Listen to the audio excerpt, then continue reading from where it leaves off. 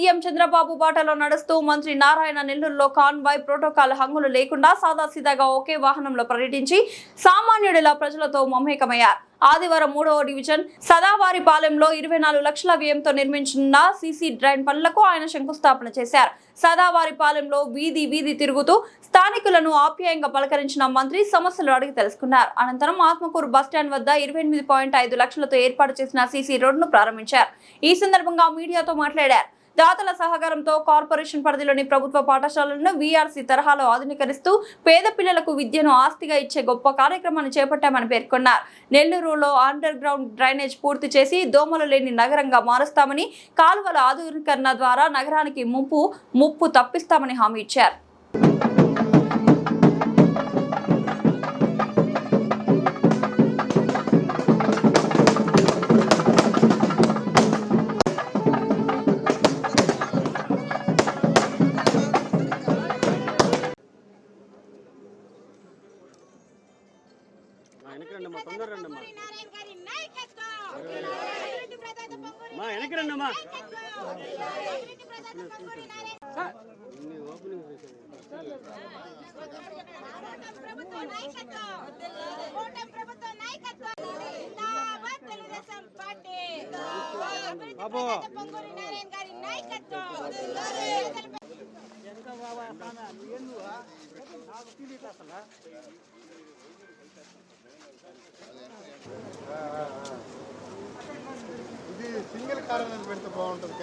పెద్ద బండి చేసే బాధ్యత నా మీద ఉంది. మీరు అలా మాకు సపోర్ట్ చేస్తారు. పేదల్ని డెవలప్ చేస్తున్న నారాయణ గారు ఎవరు ఎన్ని చెప్పినా సరే ఇవాళ నేను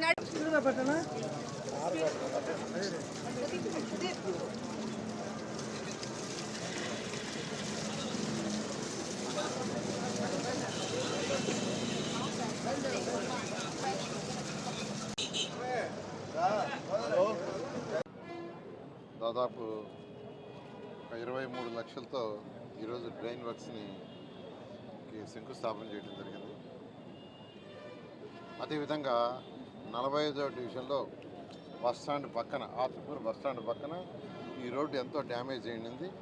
గతంలో నేను వచ్చినప్పుడు ఈ చుట్టుపక్కల వాళ్ళు ప్రజాప్రతినిధులందరూ సార్ ఈ రోడ్డు ఏమన్నారు, ఈ రోడ్డుని అధికారులకి ఆదేశించడం జరిగింది. వాళ్ళు వెంటనే ఎస్టిమేషన్ వేసి చాలా చక్కగా రోడ్డు వేశారు, వెడల్పు వేశారు, చాలా క్వాలిటీగా వేశారు.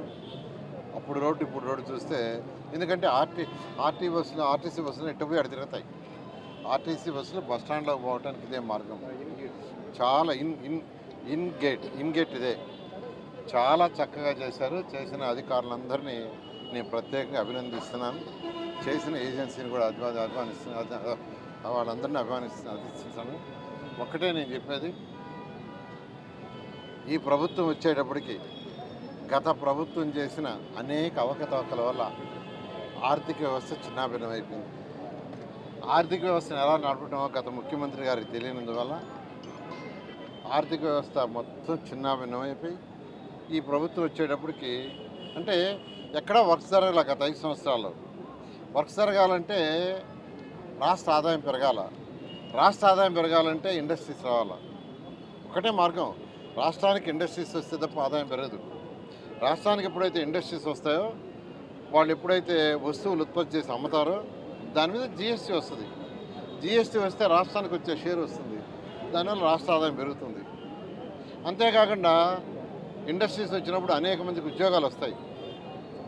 ఈ యొక్క వ్యవస్థ మొత్తాన్ని గత ప్రభుత్వం కంప్లీట్గా నిర్వహణ చేసింది. అయితే ఈ ప్రభుత్వం వచ్చిన తర్వాత గౌరవ ముఖ్యమంత్రి గారు దాని మీద కాన్సన్ట్రేషన్ చేసి, అటు యువ నాయకుడు లోకేష్ ఈరోజు భారతదేశానికి వచ్చిన 25-26 సంవత్సరంలో భారతదేశానికి వచ్చిన మొత్తం ఇండస్ట్రీస్లో 25% ఒక్క ఆంధ్రప్రదేశ్కే వచ్చినాయి.